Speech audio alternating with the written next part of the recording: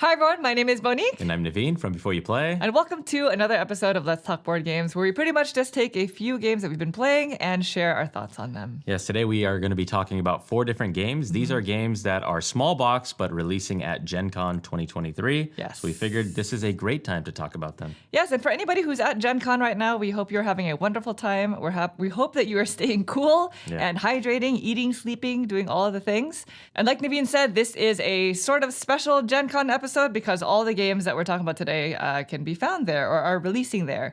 And so we're actually going to make this a short video. We're going to go straight to the games this time. Are you ready? Let's do it, yes. All right. But we do have to mention that all of these games are review copies from the respective publishers.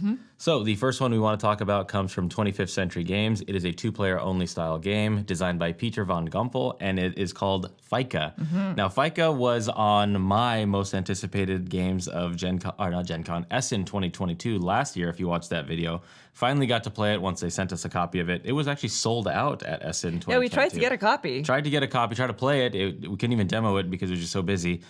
So we finally got to play it, 2-player only, where the theme is you are running a competing coffee shop across a road from your opponent. So my coffee shop's on this side, your coffee shop is on that side, and you're trying to score the most amount of points by playing the right combination of cards. That's right. And so in this game, it's a bit tactical. There's a big hand management aspect of it because in this game, there's a deck of cards and they're numbered. And basically every number has a certain scoring criteria that'll score at the end of the game if it's on your side of the cafe, as well as an action that you can take when playing the card. The way that the game works is each round, players are going to simultaneously select the card from their hand, and then depending on the number that's on the card, one player is going to go first, get to place the card in one of the 5 slots on their side of the cafe, and then take the action if they want to. The game ends as soon as one player has filled their cafe, filling all 5 slots, and then at the end of the game, you're going to go basically down the entire line of cards, looking at each scoring criteria to see if you've met the conditions. And the scoring conditions are going to be stuff like having a 1 and a 6 on both ends of your cafe, or having a certain number of the same suit because the cards are colored depending on their suit, or a certain amount of the same number, stuff like that. It basically wants you to arrange your cards in a way so that you are hitting all of your scoring criteria. But the thing is, some of the card actions will allow you to remove cards from your opponent's cafe or just rearrange cards from your hand and your cafe as well as your opponent's cafe. And there are only a certain number of card slots that you have to place. Yeah, you're basically trying to curate, the best situation for yourself, but also try to knock your opponent off of their best situation. Each card from 1 to 6 has their own unique power, so and also their own unique scoring at the end of the game. So it becomes a little bit chaotic that like you have a hand of cards and like you want to commit to putting a card in slot 2, but your opponent can just wipe you out of that somewhere at the the 3/4 of the game, and everything you've set up around it is kind of just ruined. So I don't know. It's okay. It's not. It's I don't know. It's just not. Granted, okay, there is a card counting component to this. If you want to really play strategically, if you're really serious about this game, it's a 2-player game, you want a card count. And you want to see, like, what is the likelihood that Naveen has this card, this number in his hand that has this action that can basically undo what I just did. And there's also a card row that you can exchange cards from, as well as, I think it's called guests. Like, you can take cards, flip it on its backside, and now you put it on top of the street area in between players, and one side is going to have a 2x multiplier, the other side has a 3x, and depending on which way it's facing, it's going to multiply that person's scoring criteria for that column by that number of points, I guess, if that makes sense, if they met their scoring criteria. So there's also that sort of a strategic layer, I suppose, but it does get a bit chaotic because even with the card counting, you still can't really anticipate when your plans will get ruined. So the entire time, it's kind of like you're trying to tread water in a swimming pool, but right? without enough mechanisms to do the proper treading. Like, you're still sinking as you're trying to tread water, and but you could be like, okay, I'm staying afloat, but I know Monique on her very last card is just going to ruin one card, which is going to cause a chain of events potentially to get ruined. So, and that kind of was happening pretty much every single time we played it. I feel like it's the nature of the game. Yeah. Like, you are setting things up for yourself with the knowledge that this can get ruined at any time. So I'm just going to do what I can and maybe hold back some cards for the very end that I can try to do things with, to put things into place. I will say to avoid frustration with the game, before you play, make sure you do understand the actions of all 6 types of cards as well as the end game scoring. Because if you're just like, okay, these are the basic rules, we'll just figure it out, you might have a sour taste at the very end of the game. It's much more chaotic with that. Yeah. So I think that's definitely something going into this game you should know. Like, play a game of it, get a feel of how the game operates and just sort of what the actions can do. And then it's a very quick game. You play a certain number of rounds until somebody has won, I think, twice. I think so, yeah. And then read all of the cards and get a feel for exactly what actions go with which numbers as well as which scoring criteria. And then it'll be more strategic afterwards. Yeah, for me, there's just not enough control for how much take that there is in it, because you can just be at the mercy of like, well, that just undid everything that I worked on for the first 3 actions. I only have these 2 cards left. I can't work my way around with it. There goes that round. So, yeah, I think it's supposed to be like, don't take it too seriously kind of game. But because the 2 of us were pretty intense when we played 2-player only games, maybe we took it a bit seriously. I think so, yeah. But it does feel like there is quite a bit of take that. And for that reason, it's not a game for us. But if you enjoy sort of casual style 2-player games that you can kind of play at a coffee shop, that's kind of what this is getting at. And the illustrations, the artwork is beautiful. It's illustrated by Beth Sobel, who is a very renowned board game artist, or an artist in the board gaming world. And so, of course, all of the card art is gorgeous. Yep. So that is Fika. There you go. All right, next up we have a small box game coming to us from Allplay, and it is called Chomp. Chomp. So this is a game designed by Clarence Simpson, and there are 2 artists on this. I want to name the artists because I love the art style. They are Daniel Profiri and Anka Gavril. So this is a dinosaur-themed game where it's technically... it's for 1 to 4 players. It's a very quick game. And the way that it works is the game comes with these cards. They're large cards. So I almost want to call them tiles, but they're thin, like the quality of cards.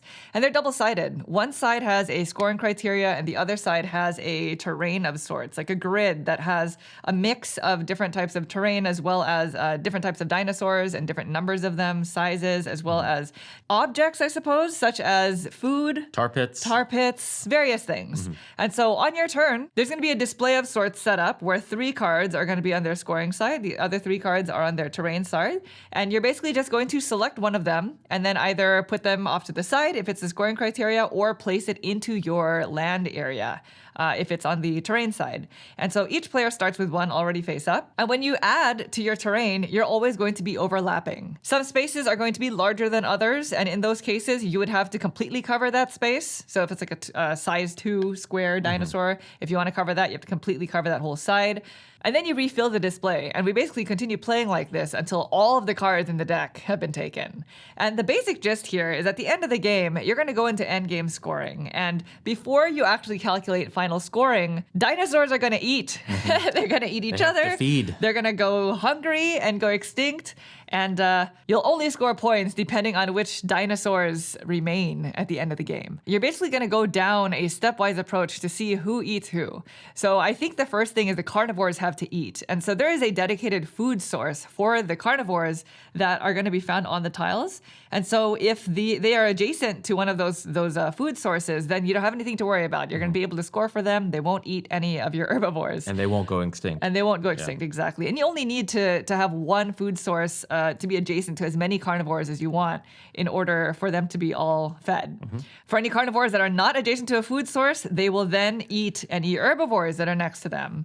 And if there are none of those next to them, then they will go extinct. And you don't score points for them. Meaning, going back to what you said, if they're going to eat that herbivore, then that herbivore goes extinct. Yes. So you have to be very cautious about what you place next to what when you're placing your tiles. There are also mountain ranges that separate different items, I suppose, or dinosaurs, which is very important because at the very end of the game, any adjacent dinosaurs of the same type and size are considered a herd, and they will all score, which means only one of them has to be actually adjacent to a food source, if that makes sense. And then same thing goes for the herbivores. They have their own dedicated food source. If they cannot feed on that, then they will go extinct. Yeah, they're like, they want to be like next to like forest plants in order to herbivores. feed. Yeah, herbivores. Yeah. Also, the mountain ranges that you kind of discussed, it can be a good thing and a bad thing. Sometimes it's good because you create a separation between the carnivores and the herbivores, but those herbivores might be separated from a food source that they need. So you have to kind of plan accordingly when you draft these different cards. Also, the timing as to when are you going to take scoring criteria. Because if you take scoring criteria early on, then you're like, okay, well, now I know what I need to work towards. But maybe you won't have the tiles that are coming to you. So then you're like, I took this thing. It's going to be completely useless. So you have to make sure that you're very cognizant of where and how everybody is going to feed and how you're going to score those tiles. Yeah, there's a lot of timing when it comes to the drafting aspect, because any scoring criteria that is above a terrain tile that gets taken now gets flipped over. So now it's sort of like what's that game? Point salad. It's very similar in that sense. Like the market works that way, where one side of it is scoring, one side of it is for usage. And so you'll lose the scoring criteria if that ever gets flipped over. So you need to know when to take certain things. There are also tar pits, where I believe any dinosaurs that are adjacent to a tar pit go extinct no matter what. Yeah. And there are also eggs that you can kind of fill when they come about, as long as you have an empty nest, and those will also score points at the end. And of course, whatever scoring criteria you've collected, you'll score at the end. So I really like this game. Yeah, it was fun. This is a true filler.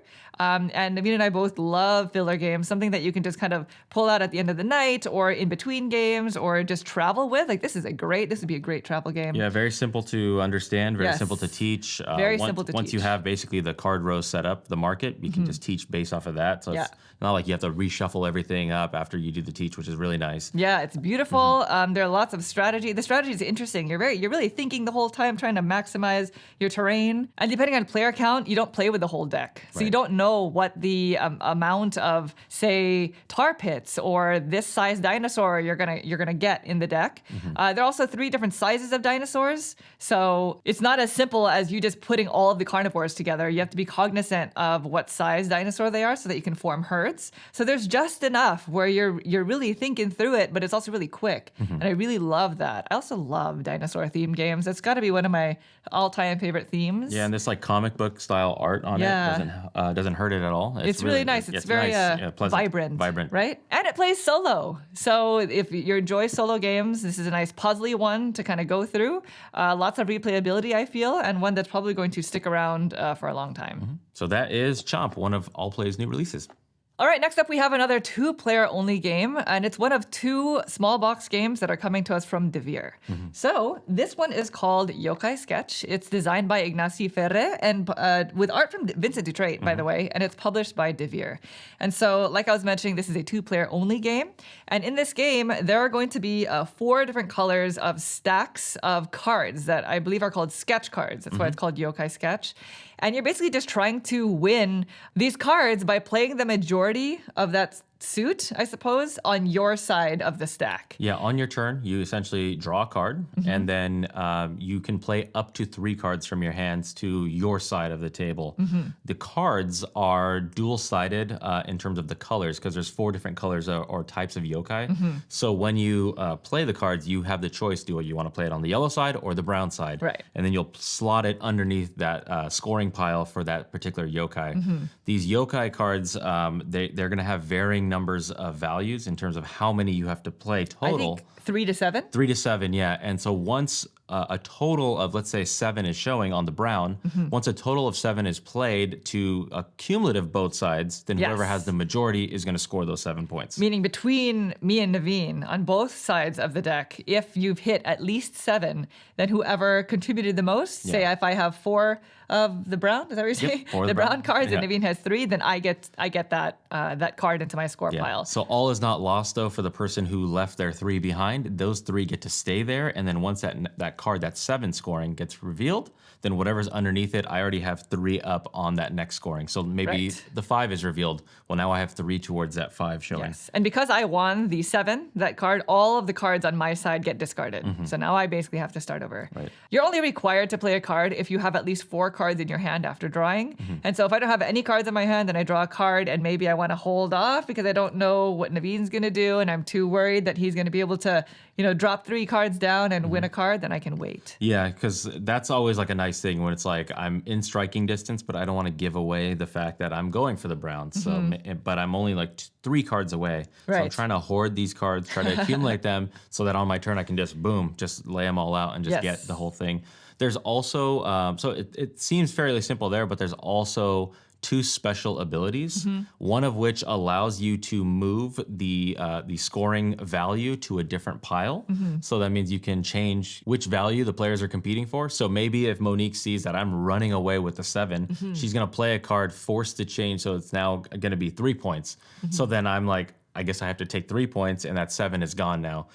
So there's a little bit of kind of messing around, but it's not like a super take that game. Yeah. The other ability is because these cards are double-sided, if you play a certain type of, I think it's like an onigiri symbol on your side, you can force your opponent's last card that they played to invert to the other color and then go to its designated slot. So if I see that Monique is winning in a particular area and I really want to beat her and get her out of there, I could play that card, force her to get off the spot that I want, and then she'll be a leg up on something else, but at least she's not where I want to be. Right. And the game ends, by the way, as soon as one of those stacks has been depleted. And so you cannot use one of those special abilities to move the last card in a stack. Right. And as soon as the game ends and you just count up all of the sketch cards that are in your score pile, and whoever has the most points wins. So that is the basic concept of Yokai Sketch. There are a few things about this game that were a little bit difficult for us. The first thing is the rule book is a bit unclear about certain rules clarifications. We actually reached out to the publisher regarding some rules clarifications because we weren't sure when exactly the sketch cards got resolved. Whether it's as soon as the number has been met, or can I place all the cards that I want to place and then resolve them? We also tried looking on the BGG forum, and it was unclear. There are certain differences in the way that the rules are described between the different languages, because I know a bit of Spanish, so I was reading the Spanish rule book, and in the Spanish rule book, it says that when playing one of the special abilities, you actually move the card of the stack that you just played to. Right. That'll make sense if you play the game. But just know that if you play this game and you feel like things are a bit unclear, we had the same experience. So what we did in order to be able to talk about it is we played it both ways. Yep. And just to see what it would feel like both ways.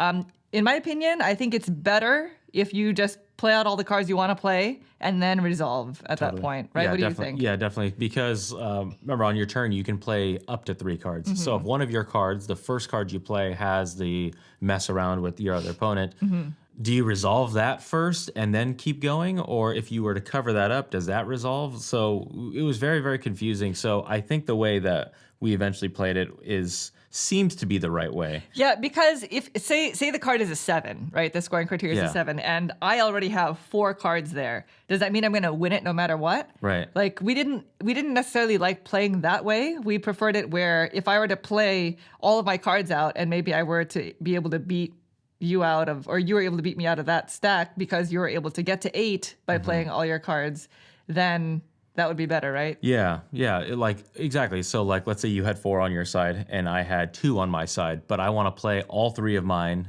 to go now 5 to 4. I should win versus like insta trigger when I put down that last card to make it a 7 for you. So exactly. That was not clear in the rule book, but from what we understand, that it should be played the way that we're talking about, but it's not inherently in the rule book. We don't know. Actually, we don't know if it should be played this way. That's just the way that we prefer to play it, and that's also the way that we interpreted it.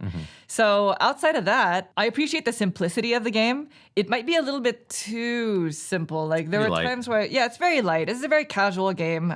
This is like you're catching up with a friend you haven't seen in a while, and you just kind of pull out a game and you're just talking and like you're like paying attention, but like you're really engaging in kind of the interaction with your opponent. Yeah, the decision space is not quite involved. It's very light. It's almost it's just, I guess, not the most exciting of games, but there is some interesting aspects to it, like the ability to use somebody else's cards when you're trying to score something. So if, say for example, there's a 5 on the stack and Naveen already has 2 cards on his side that are on his side of that stack. Well, I can use his 2 cards to just play 3 cards down, take the 5, and then clear out. And Naveen will still have 2 cards there, but he wouldn't have won anything from that, I suppose. You kind of don't want to be in those margins where it's like, okay, I know my opponent can play 3. So if there's like a 5 out there, I don't want to commit 2 cards and just sit there waiting for you to come around. So you have to like kind of time like, okay, I'm just going to draw a card and I'm not forced to play a card. Why don't you go? And then once you can make a big move, then you kind of go for it. Yeah. That's kind of the most exciting part of it. And then also moving, your opponent's cards around. But like Monique said, it's not the most exciting game. Yeah. But that is, we enjoyed our plays of it. That's, I think, where a majority of the gameplay is, in that, like, oh, I'm going to move this here, and you already had 2 cards there, so I'm using you to be able to score this card. Yeah. It's just sort of that like moving around of the cards and manipulating which cards are on your opponent's side of the table, I suppose. And unlike Fika, which we talked about earlier, this one does not feel like Super Take That, even though we're talking about manipulating cards. Fika, that one, big time. It feels like you just punched me in the face. Yeah. This one does not feel like that. It doesn't happen as often, and you can kind of anticipate that one way more than you can in the other game. Yeah, and like Fika, by the way, this one's beautiful. Vincent Dutrait artwork, very very well known artist in the board game space, and in this game in particular, I thought the artwork was really beautiful. It does look nice, yeah. Yeah. So that is Yokai Sketch. Okay, the last game we want to talk about, this one plays up to 4 players. This is a game that is published by North Star Games now. It was published by a company called Ice Makes, and it is called Inheritors. Now, Inheritors, Is that Inheritors? I don't know. Inheritors. It has that O right there. Like Inheritors versus Okay. I like Inheritors. And this one is designed by Jeffrey CCH as well as Kenneth YWN. And this game is a card game a la kind of like Lost Cities, where you are trying to increase values of different factions or colors on your side. I'm going to have a little bit of trouble describing this. There's a world that's been world. built into Yes. this. So we're not doing it justice. Just know that. The artwork is beautiful, and the artwork will further express the world that they've made. I can tell you the world, actually. The king has died, and we have different factions that are at his deathbed. And the king has basically said something about onto my heir, but there is no heir. The king has no heirs, so who is going to inherit the throne? That is the overarching theme. So there's different factions fighting over being the king, essentially. So that is the theme in a nutshell. I love how you quoted the last thing that the king said there. But like, they're different clans, and they're also a deck of influence cards, and each card has a different suit that represents the different clans. So they're color-coded, and I believe they're numbered 1 through 6. 6, yeah. And so the way that the game works is you're going to have a hand of cards. A majority of them are going to be influence cards, but there are also other types of cards like tomes and special ability cards like ambassadors, advisors, You can spies. spy on people, Stuff like that. And on your turn, there are 5 different types of actions that you can take. And what you're trying to do is you're trying to play out stacks of cards in front of you for the different suits. And so the first time you play a card of a suit, it has to start with the number 1. And you're going to be going in numerical order. So after you play a 1, then it has to be followed by a 2. And as soon as you play the 2 of the same color, you're going to place it on top of the 1 of that color. So you're basically only going to have 1 stack per color. These stacks are going to do a couple of things for you. The first thing is at the end of the game, you're going to score the number of points that's on the top of each stack. So they're literally points for you. And so the maximum that they go up to is 6. In addition, as soon as you've played the 3 of a stack, if that clan has not been taken yet, you are now eligible to take the clan leader of that specific color. You can only have 1 clan leader per game, and it's going to basically give you an asymmetric ability for the rest of the game. Some of them also give you an immediate ability once taking it, but as soon as that clan leader has been taken, then nobody else can take it, and you can also no longer have another one. Right. Thematically, this represents a clan leader who is now voting for you. They believe in you. They want you to be the new leader of this world.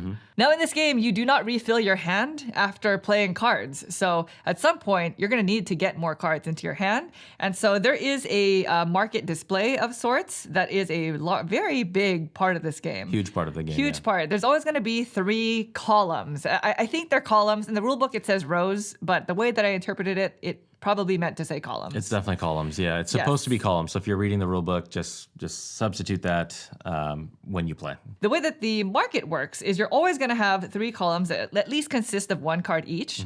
And one of the actions that you can take is you can actually discard a card into the market to take one of the other columns.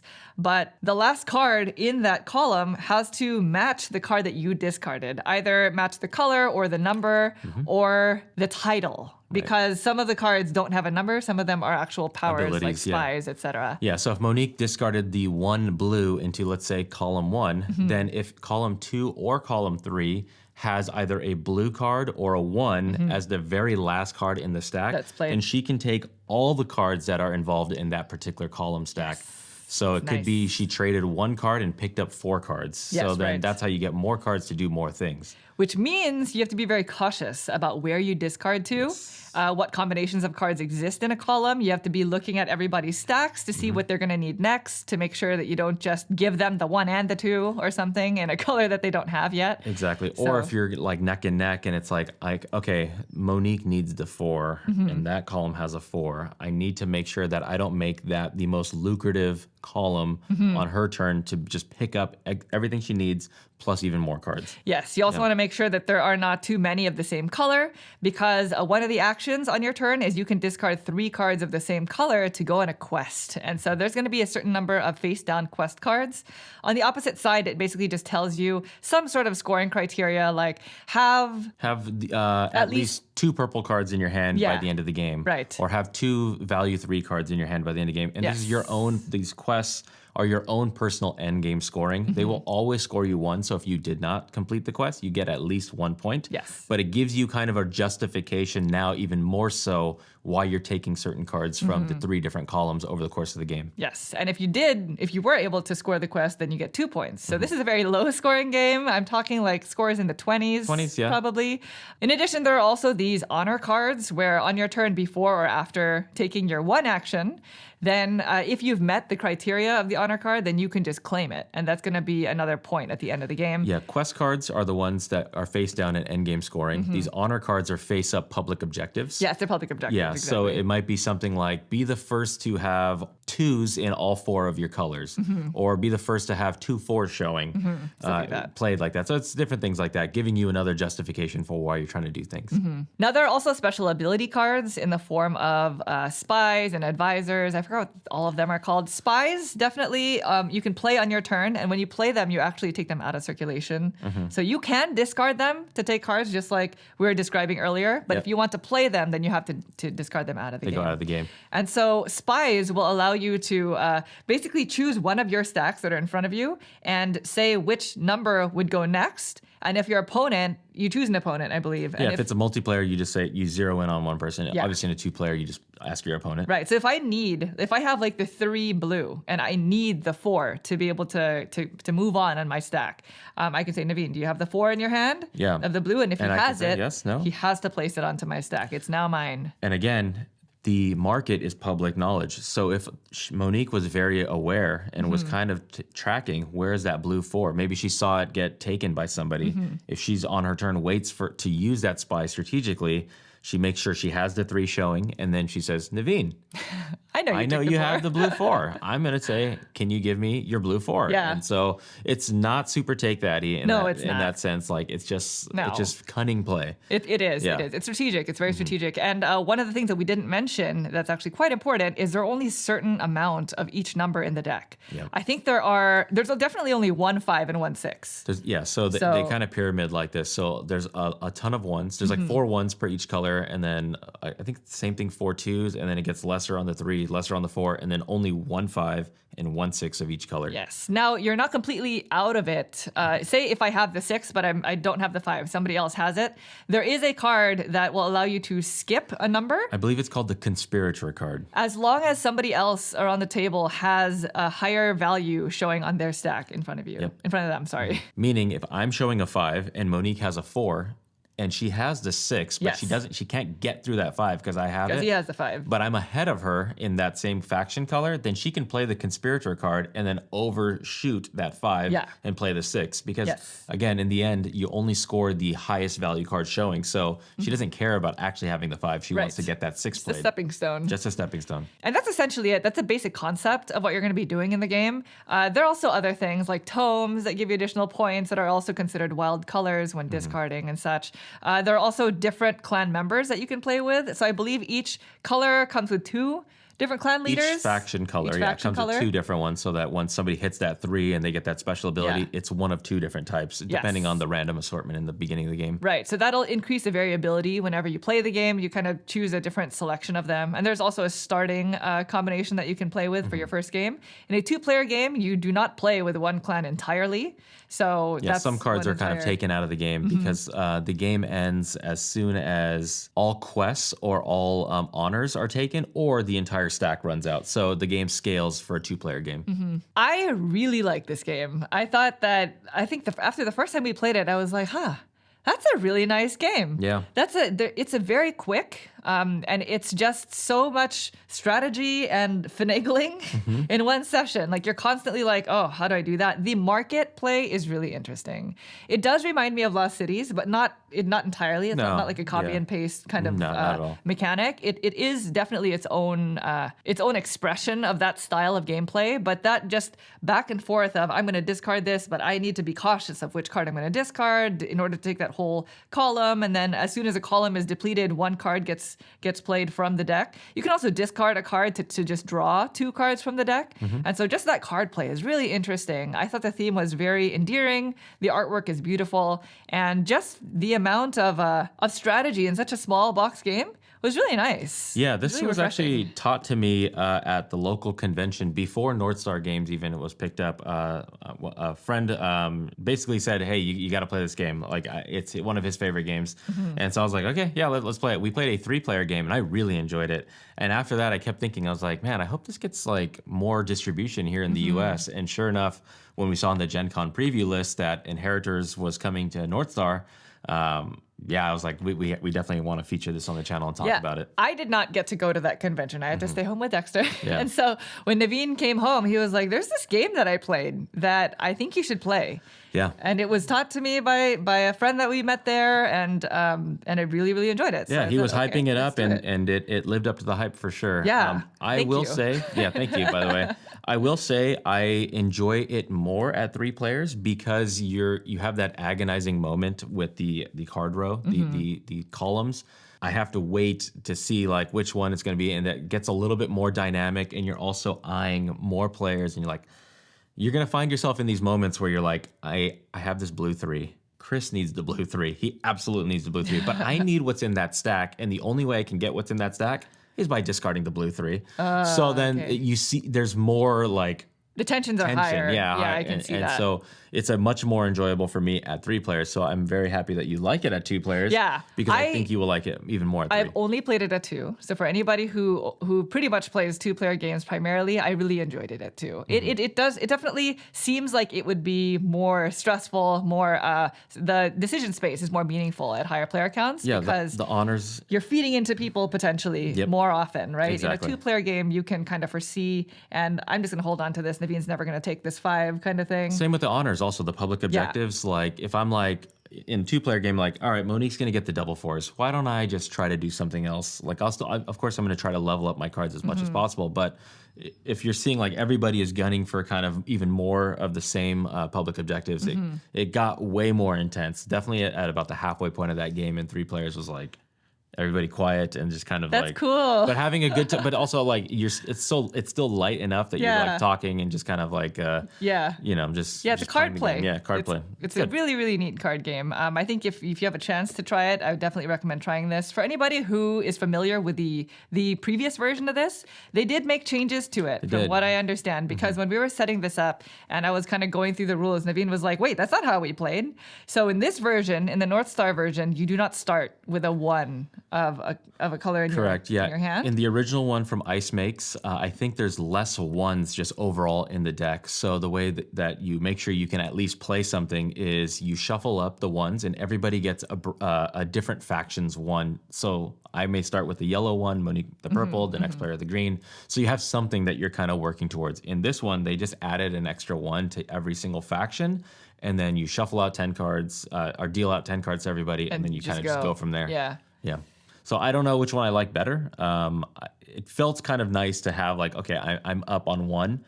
But I can also see that then that kind of technically influences which one of those leaders you're going to get because you're already 1 leg up towards that 3.